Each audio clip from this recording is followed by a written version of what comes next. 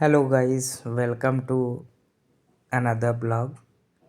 So today आज मैं आपको ये बताने वाला हूँ कि जैसे आप किसी टेक्नीशियन के पास जाते हो या फिर कोई भी आपको प्रोडक्ट ख़रीदना है, उसके बारे में जानकारी लेना चाहते हो जो आपको नॉर्मल कोई नहीं बता पा रहा है, तो आप सीधे चैट जीपीटी जाएँ या फिर गूगल जेमिनी पे जाएँ, आपको पूरी जानकारी मिल जाएगी।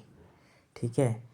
और जैसे मैं आपको बता रहा हूँ, जैसे मैं सोलर रिलेटेड मुझे बहुत सी कन्फ्यूज़न था कि कौन सा पैनल लेना है, कौन सा इन्वर्टर चाहिए। मुझे कोई बढ़िया इन्वर्टर बताओ या फिर कोई अच्छा ये पैनल मेरे इस इन्वर्टर पर सपोर्ट करेगा कि नहीं, कितना पैनल मैं ज़्यादा लगा सकता हूँ, क्या मेरा समरसेबल इस पे चलेगा कि नहीं। तो ये सभी जानकारी मुझे बहुत ज़्यादा कन्फ्यूज़न था इन सब चीज़ों के लिए। तो सिंपल मैंने क्या किया, मैंने चैट जीपीटी और गूगल जेमिनी से मैं सजेशन लिया, तो इन्होंने काफ़ी हेल्प किया मुझे। और बहुत से लोगों को इतनी जानकारी नहीं होती है, बट चैट जीपीटी और गूगल जेमिनी को अच्छी नॉलेज है। तो जैसे मैंने लिखा है, जैसे मुझे कोई क्वेरी करनी है, जैसे मेरे पास वोल्टास का 1.5 टन इन्वर्टर एसी है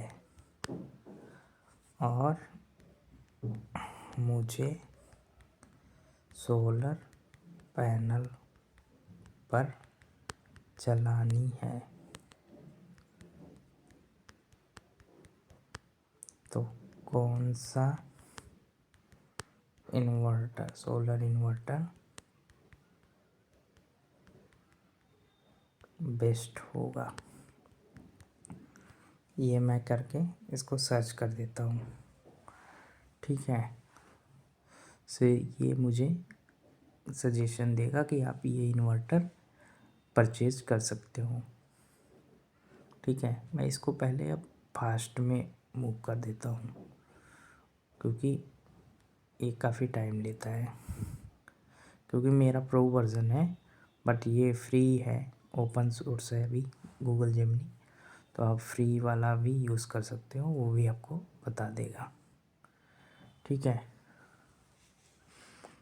जैसे क्या है कि अभी मार्केट में आपको आपके घर के लिए भी कोई भी पैनल चाहिए, तो आप सोलर पैनल ही यूज़ कीजिए, सोलर इन्वर्टर भी लीजिए।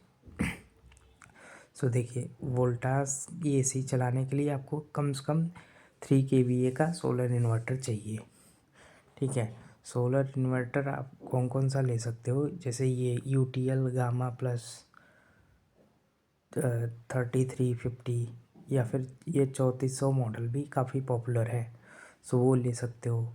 इसके बाद ल्यूमिनस का ये है, माइक्रोटेक का ये है। ठीक है। आप ये इन्वर्टर ले सकते हो। तो जैसे मेरे पास UTL gamma plus 3400 solar inverter है। क्या मैं इस पर वारी का 580 वाट के 2 पैनल सीरीज़ में लगा सकते हैं? ठीक है, ये मैं सर्च कर देता हूँ। सॉरी, ये अभी भी प्रो पे ही है। ठीक है, थोड़ा सा वेट कर लेते हैं।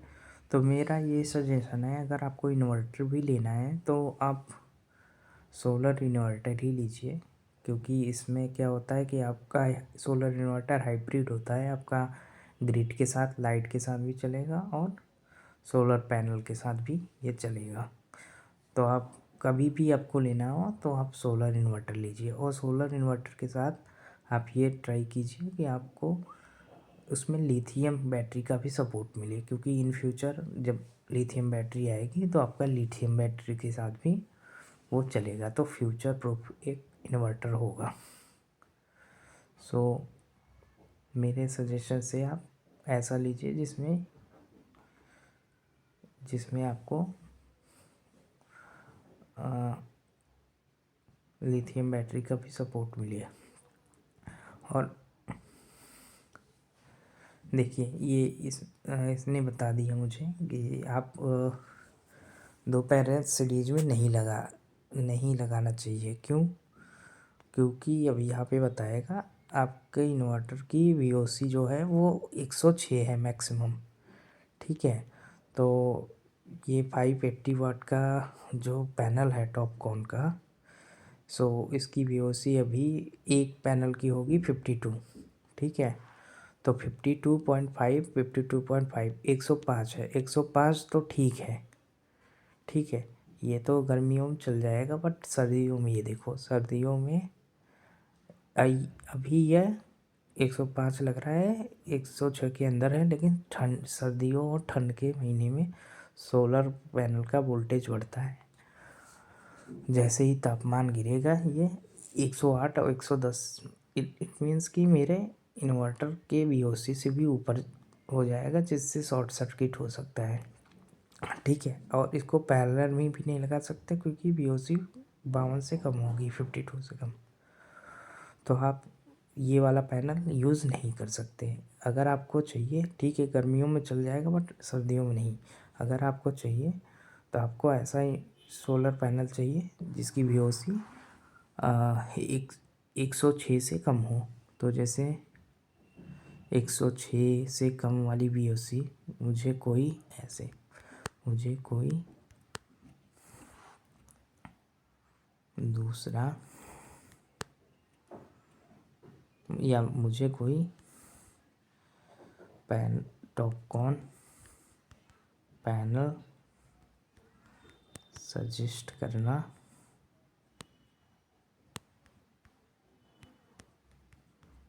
जो मेरे इन्वर्टर के लिए बेस्ट हो।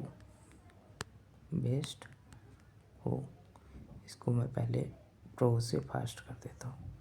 ठीक है, सो मैंने फास्ट कर दिया। अब देखते हैं कि कोई आप सजेस्ट करो जो मेरे इन्वर्टर के लिए बेस्ट हो।